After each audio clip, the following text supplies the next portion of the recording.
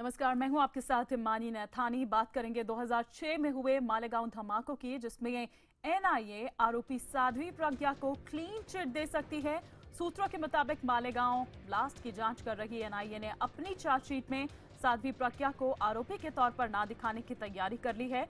सूत्रों के मुताबिक चार्जशीट में पूर्व एटीएस चीफ हेमंत करकरे की जांच को दोषपूर्ण बताने की तैयारी है। एनआईए की चार्जशीट में इस बात का जिक्र हो सकता है कि हेमंत करकरे की जांच, जो कि कर्नल पुरोहित के खिलाफ जो सबूत पेश किए गए वो गलत थे और चश्मदीदों के बयान दबाव में आकर लिए गए। चार्जशीट में इस बात का जिक्र भी है कि 2008 में कर्नल पुरोहित की गिरफ्तारी के वक्त उनके घर में विस्फोटक एटीएस की तरफ से रखे गए थे। सूत्रों के मुताबिक मालेगांव धमाका मामले में एनआईए ने कर्नल पुरोहित समेत सभी आरोपियों से मकौका हटाने की तैयारी कर ली है। बता दें कि इधर मालेगांव धमाकों में आरोपी साध्वी प्रज्ञा के खिलाफ ठोस सबूत न होने के चलते उन्हें क्लीन चिट दी जा सकती है। साध्वी प्रज्ञा के खिलाफ मकौका पहले ही हटाया जा चुका है। आज एनआईए को कोर्ट में चार्जशीट पेश करनी थी, लेकिन एनआईए ने मुंबई की स्पेशल कोर्ट से और वक्त मांगा है। और आइए अब आपको बताते हैं कि हेमंत करकरे की अगुवाई में एटीएस की जांच में पुरोहित और प्रज्ञा के लिए क्या कहा गया था और सूत्रों के मुताबिक एनआईए की चार्जशीट में अब क्या कहा जा रहा है।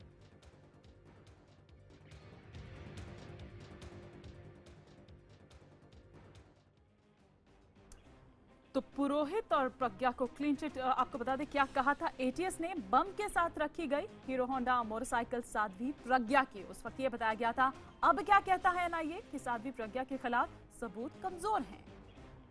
उस वक्त की बात करें तो मुस्लिम बहुल इलाकों को निशाना बनाने के लिए आयोजित बैठकों में साध्वी ने हिस्सा लिया, ये कहा गया था। लेकिन अब क्या कहता है एनआईए। मजिस्ट्रेट के सामने दिए गए बयान में साध्वी प्रज्ञा के साजिश में शामिल होने के सबूत ही नहीं है।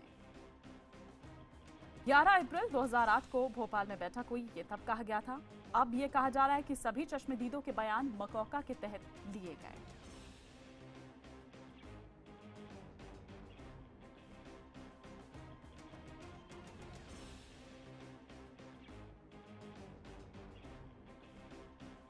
और आपको बता दें कि इस खबर के आने के बाद हमने साध्वी प्रज्ञा के वकील जेपी शर्मा से बात की, जिन्होंने कई गंभीर आरोप लगाए। जेपी शर्मा के मुताबिक जांच के दौरान साध्वी प्रज्ञा को बुरी तरह से टॉर्चर किया गया था। मेरे कुछ मित्रों ने बताया है टीवी पे न्यूज चल रही है, अगर ये न्यूज सच है तो मैं समझता हूँ कि साध्वी प्रज्ञा जो कहती रही है कि वो सारे मामले में निर्दोष है, ये बात सच साबित होगी। देखिए, साध्वी प्रज्ञा ने बहुत पहले ही उस समय तत्कालीन राष्ट्रपति को और मुख्य न्यायाधीश को और संबंधित सभी अधिकारियों को, माने गृह मंत्रालय को, सबको ये लिखा था कि इस केस में हमें राजनीतिक साजिश के तहत फंसाया गया है। इस केस से हमारा कोई लेना देना नहीं है और हम बिना चार्जशीट के इतने सालों के महिला होते हुए, सन्यासी होते हुए हमें यहाँ फंसाया गया है, इसकी जांच की जाए। और लगता यह है कि अब जो जांच हुई है और अगर इस प्रकार की जो बातें आज टीवी में आ रही है वो सच है तो वास्तव में सच्चाई की जीत होगी। हमें हमेशा से न्यायपालिका पर भरोसा रहा है और हमारे मुवक्किल को भी न्यायपालिका पर पूरा भरोसा है। प्रज्ञा ने मुझे रूबरू होकर ये बताया कि खंबे से बांध कर उनको बहुत बर्बरतापूर्ण तरीके से पीटा गया। उनके शिष्यों से उनको चमड़े की बेल्ट से पीटा गया। उनके वीडियो, उनको अश्लील वीडियो कैसेट दिखाई।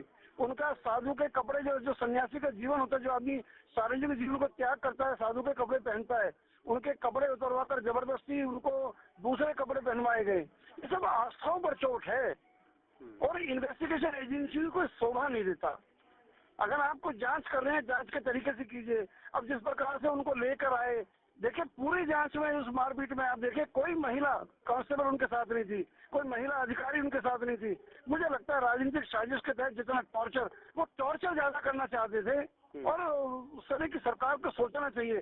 साधारण नागरिकों के साथ इस तरह का अमानवीय व्यवहार था। और इसी पर हम और विस्तार से बात करते हैं। प्रवीण तिवारी हमारे सहयोगी हमारे साथ जुड़ चुके हैं, जिनको अभी आप सुन रहे थे। जेपी शर्मा से भी बात कर रहे थे। प्रवीण, तमाम चीजें सामने आ रही है क्लीन चिट को लेकर, साथ ही साथ ये कि चार्जशीट में नाम नहीं होगा।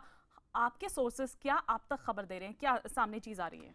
इमानी, सबसे पहले तो जो खबर आप बता रहे हैं हमारे सोर्सेस उस खबर की बहुत हद तक पुष्टि कर रहे हैं कि एनआईए की जो अब सप्लीमेंट्री चार्जशीट आ रही है उसमें साध्वी प्रज्ञा का नाम नहीं होगा या उन्हें क्लीन चिट दी जाएगी। ये एक बहुत बड़ी खबर इसलिए भी है क्योंकि साध्वी प्रज्ञा के वकील जेपी शर्मा को आप सुन रहे थे, उनकी तरफ से लगातार ये कहा जा रहा था कि कोई ठोस सबूत नहीं है। सबसे बड़ी बात ये कही जा रही थी कि ज़बरदस्ती बयानों के आधार पर एक कहानी बुनी गई जिसमें किरदार के तौर पर साध्वी प्रज्ञा को रखा गया क्योंकि वो भगवा कपड़े पहनती थी और भगवा आतंकवाद की थ्योरी इस तरीके से सामने आई थी। लेकिन अगर ताज़ा ये सप्लीमेंट्री चार्जशीट की हिमानी अगर बात करें तो इसको हमें देखना होगा कि पहले जो चार्जशीट दाखिल की गई थी एनआईए की तरफ से उसमें क्या क्या कहा गया साध्वी प्रज्ञा के बारे में। आपने कुछ जानकारियां दी, इसमें एक जो कड़ी थी वो सिर्फ थी बाइक जो साध्वी प्रज्ञा के नाम पर बताई जा रही थी, इसके अलावा कोई ठोस सबूत नहीं था। अच्छा, इस बाइक को लेकर भी बहुत से सवाल खड़े होते रहे कि इसे ज़बरदस्ती साध्वी प्रज्ञा का दिखाया जा रहा है, प्रज्ञा सिंह कुशवाहा जैसा कि नाम लिखा गया चार्जशीट में, प्रज्ञा ठाकुर इनका बताया जा रहा है, या फिर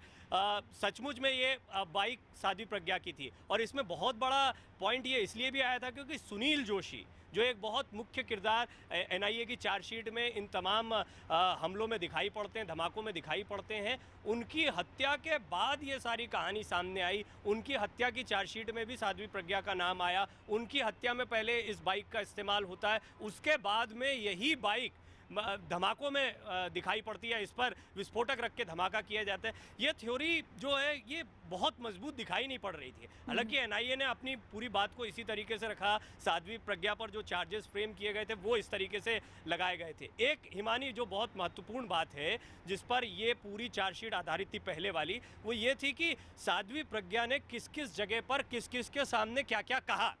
यानी कि वो उग्र भाषण दे रही हैं, उनकी बहन के भी बयान दर्ज किए गए। उनकी बहन से साध्वी प्रज्ञा ये टीवी पर न्यूज़ देखते हुए कहती हैं कि ये तो बहुत अच्छा हुआ, इसमें रोने की क्या बात है। और उनकी बहन ये बयान दे रही हैं कि मेरे आंखों में आंसू आ गए, इसमें तो हिंदू भी मर रहे हैं, मुसलमान भी मर रहे हैं, इस तरह की बात उन्होंने कही। तो साध्वी प्रज्ञा ने उसको ढाढ़स बंधाते हुए कहा कि इसमें क्या नाराज़ होने की बात है, जैसा बोगे वैसा। ये इस तरह के बयान की मुझसे उन्होंने ये कहा था और इस समय पर उन्होंने ये कहा था। ऐसे ही भोपाल में कोई मुलाकातें होती हैं या कहीं और किसी आश्रम में कहीं मुलाकातें होती हैं तो साध्वी प्रज्ञा का उग्र रूप देखने को मिलता है। इस आधार पर पूरी चार्जशीट को रखा गया था। जाहिर सी बात है जो हमारे एनआईए के सोर्स हैं वो ये कह भी रहे थे, पहले भी उन्होंने इस बात को कहा, हालांकि औपचारिक रूप से बात नहीं कही जा सकती, लेकिन ये सोर्सेज भी कह रहे थे कि ये सबूत बहुत ज़्यादा मजबूत नहीं है जिनके आधार पर कोई मामला आगे बढ़ाया जाएगा। बिल्कुल, तो यही वो त्रुटियां रही जो कमजोर साबित हुआ, यही वो तमाम चीजें थी जो हमारे सहयोगी प्रवीण तिवारी ने यहाँ पर गिनवाई सिलसिलेवार तरीके से। फिलहाल शुक्रिया प्रवीण इस तमाम जानकारी के लिए आपका। लेकिन इस मामले में विपक्षी नेताओं ने केंद्र सरकार पर निशाना साधा है। विपक्षी नेताओं के मुताबिक जांच एजेंसियां केंद्र सरकार के इशारे पर काम कर रही हैं। सीबीआई, ईडी और एनआईए ये सभी सरकारी नियंत्रण में हैं। ये तोते हैं जो मालिक के कहने पर टाय टाय करते हैं। बहुत दुखद है, मैं कहूँ ये मुल्क पता नहीं किस दिशा में जा रहा है। तेरा निजाम है सिलदे जुबान शायर की, आप क्या कर रहे हो साहब? राष्ट्रीय सुरक्षा का प्रश्न है, निजाम बदलेगा तो दिशा बदल जाएगी अनुसंधान की।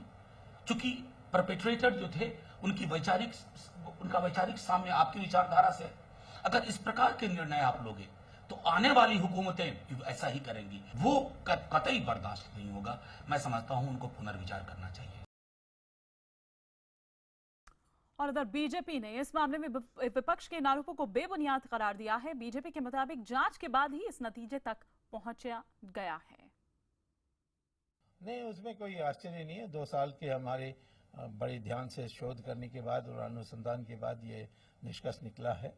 ये पहले से हमें पता था क्योंकि यूनाइटेड नेशंस ने तो समझौता एक्सप्रेस में तो कह ही दिया था कि एलईटी ने किया और वो अब हम घोषित करते हैं उसको एक अंतर्राष्ट्रीय आतंकवादी संगठन। और यहाँ हमारे देश में उसको जैसे कोई सर्वोदय का संगठन है उस प्रकार से उस एलईटी को किया, दुनिया भर के झूठ बोला, मकोका जो रिपीटेड ऑफेंडर्स पर ही लगती है उन पर लगा दिया। तो क्या यातनाएं की हैं, इन सब चीज़ों के लिए सोनिया गांधी और राहुल गांधी की प्रोसिक्यूशन होनी चाहिए।